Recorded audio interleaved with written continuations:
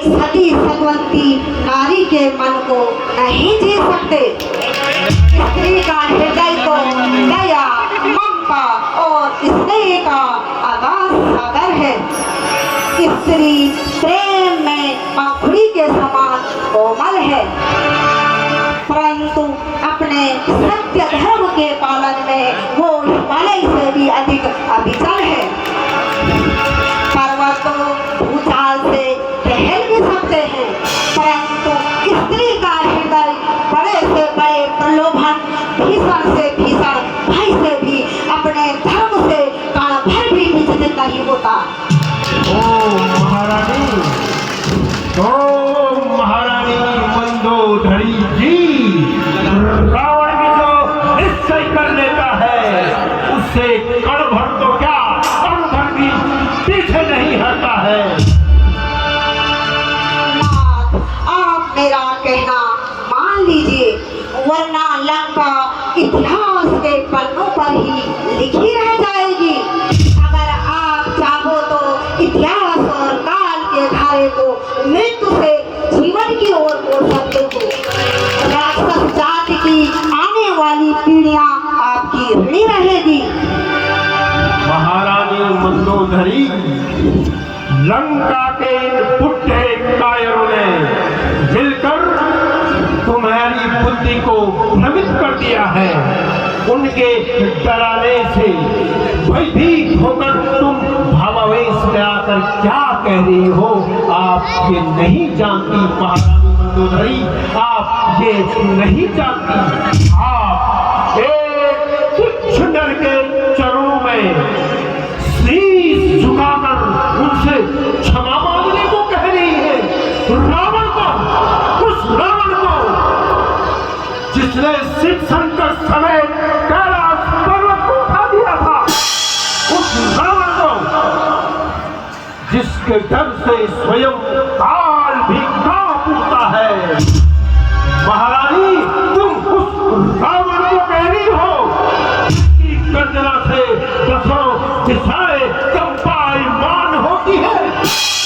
महारानी, तुम उस रावण को उन तुच्छ वनवासियों के आगे गिड़गिड़ाने को कह रही हो। नहीं, मैं उस रावण को कह रही हूँ जो उस रेखा को भी पार न कर सका, जो वो वनवासी नर के छोटे भाई ने अपने धनुष बाण से धरती पर खींच दी थी।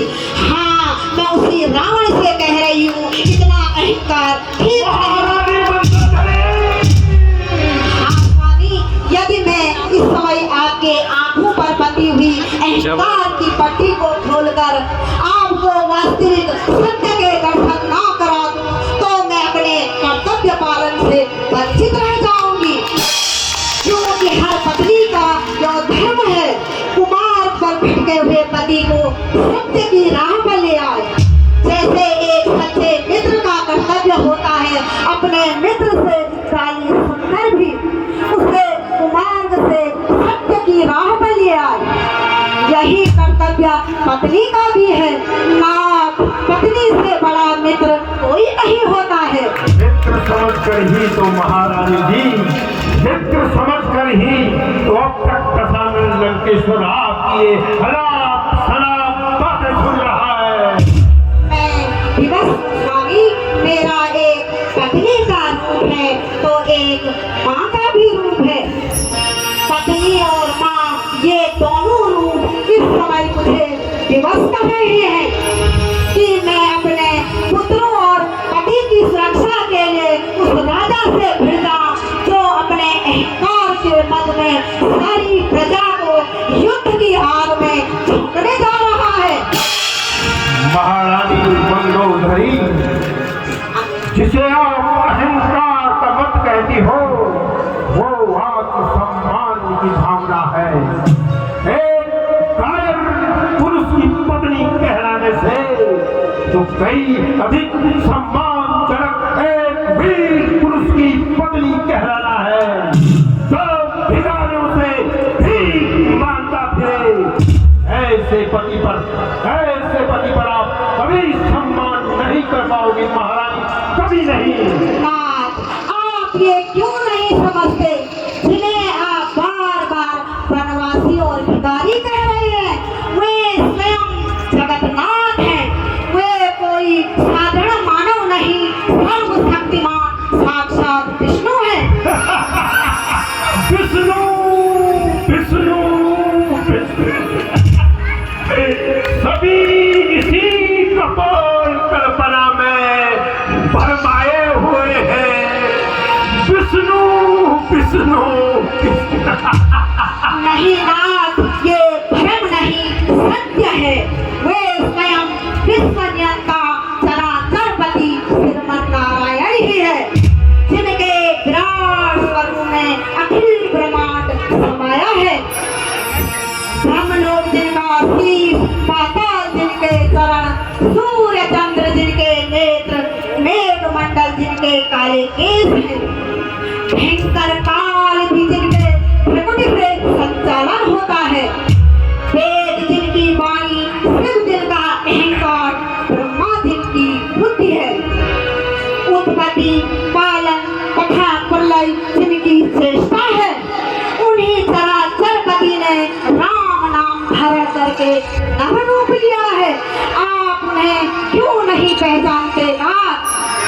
महारानी मंदोदरी, हम तुम्हारे इस वर्णन से भयभीत नहीं हुए, बल्कि हमारा उत्साह और दोगुना हो गया। अगर वो विष्णु भी है तो वो भी शिव शंकर और ब्रह्मा की भांति मेरी शक्तियों को देख ले तो उसके लिए अच्छा ही है महारानी, उसके लिए अच्छा ही है। ऐसा लगता है कि काल के बस में होने के कारण आपके हृदय में ज्ञान बन ही नहीं होता। स्वामी, काल किसी को लाठी लेकर नहीं मारता, वो प्राणी के धर्म, बल, बुद्धि और विचार को हर लेता है। फिर ऐसे प्राणी को आपकी ही भांति भ्रम हो जाता है। आपके कहीं योद्धा मारे गए, नगर जल गया, आप भी अपनी भूल का सुधार कर लीजिए। मैं आपके चरण स्वामी, मैं आपके चरण छूती हूँ। श्री राम से पैर त्याग दीजिए, उन्हें माफ कर दीजिए।